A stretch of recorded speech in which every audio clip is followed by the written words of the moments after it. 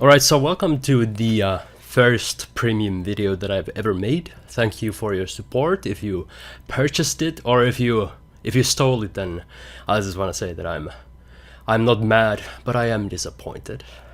And anyway, these videos are going to be a little bit more natural or have less jump cuts because, I feel like I don't have to do the YouTuber personality or have the perfect take if you already spend money on this, but I do not want to waste your time. So this 3-part video series will cover the following 3 things. The first one is going to be about marketing reels, and the second one is going to be about how to actually shoot the video, especially with your phone, but really with any camera because the camera doesn't matter much. And the third part is going to be about color grading, specifically night videos, and I'm also going to include a lot in this series of videos. But anyway, let's get to the first part of this video, and that is a couple of marketing principles and even secrets that I just felt were too good to share for the general public because, they work so well. And the first thing, and I think the best idea that I've had for a while, is using TikTok, not for getting popular for TikTok, but simply to gain data and find out what exactly it is that people like to watch when it comes to short form content such as reels. And in this video, obviously, I don't have to explain why you want to do that. You can probably see why it would be valuable to reach as many people. So I'm just going to skip that part and get directly into the marketing. So if you never use TikTok, and even if you have, you know that the way that TikTok works is that you don't really need followers at all to get exposure on TikTok. You get a little bit of exposure as soon as you post your videos on TikTok.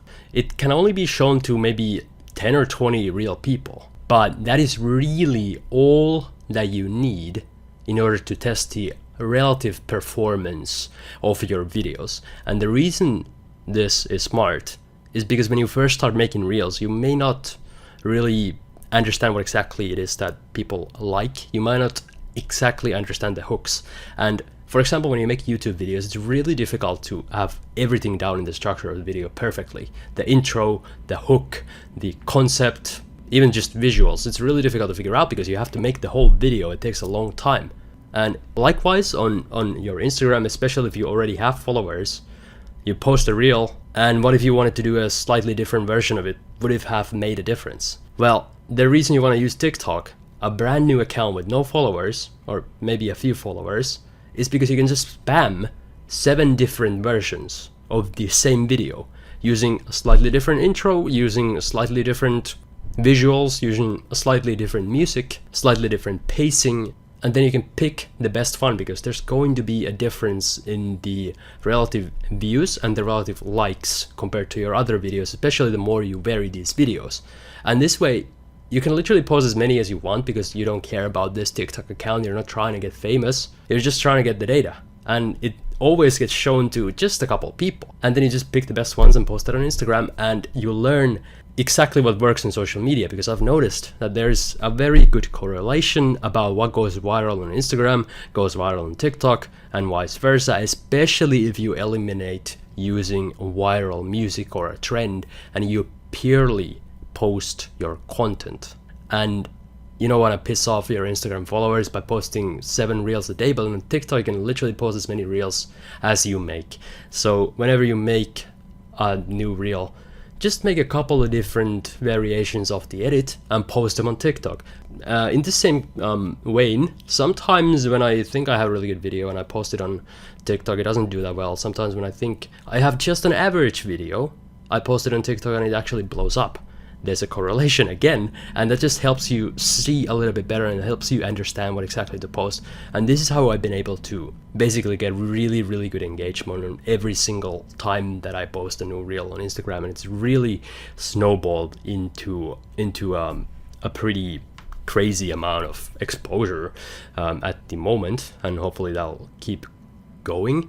For the first month of my testing TikTok, I had 70 followers, but then it accidentally also blew up, and now I have like 40,000 followers in the past 2 weeks just from not really caring and spamming crap on TikTok. So that is an additional bonus of this method.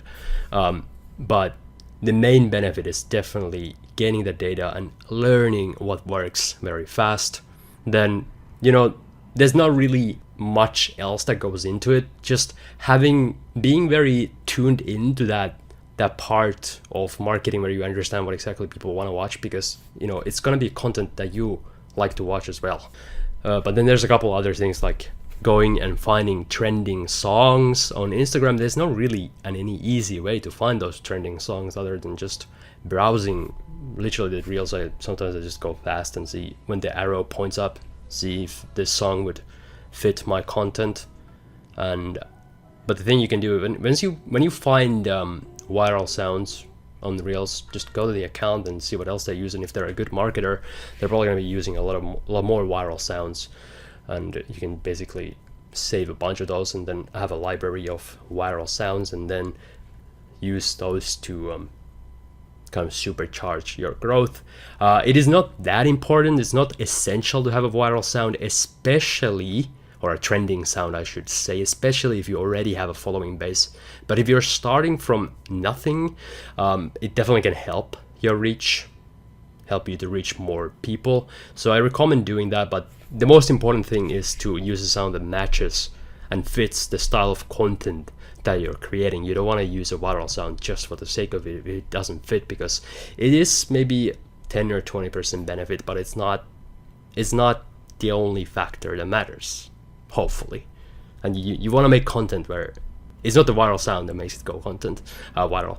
It's not the trend that makes it go viral. It's your content. But that's, I guess, kind of another topic. A couple more things about the audio. You want to pick the trending ones that are just beginning to trend. If it's already been trending for several weeks, then it's less likely to continue doing so for much longer and there's more competition.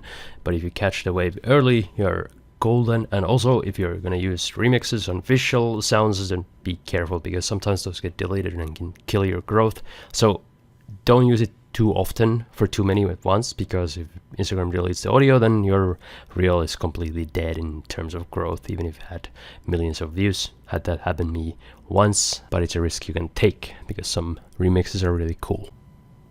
I guess one more thing that I want to say is a lot of people try to make their reels a little bit too complicated in the beginning, and especially when they first start making reels, the cuts are just too slow. In order to understand what exactly works, you gotta consume the content yourself as well, and try to find stuff that you like. Otherwise, you're just kind of a corporate drone doing whatever. but yeah, then it's just up to your content, and follow all the traditional principles. Have a good description, have a good page, a consistent feed. But I don't need to tell you that on a premium piece of content. So really, I'm kind of surprised nobody has mentioned the TikTok thing before, and let's keep it on the down low. Let's just keep it between us, our little community, and hopefully that works out for you as well. I think that is it for this part of the video.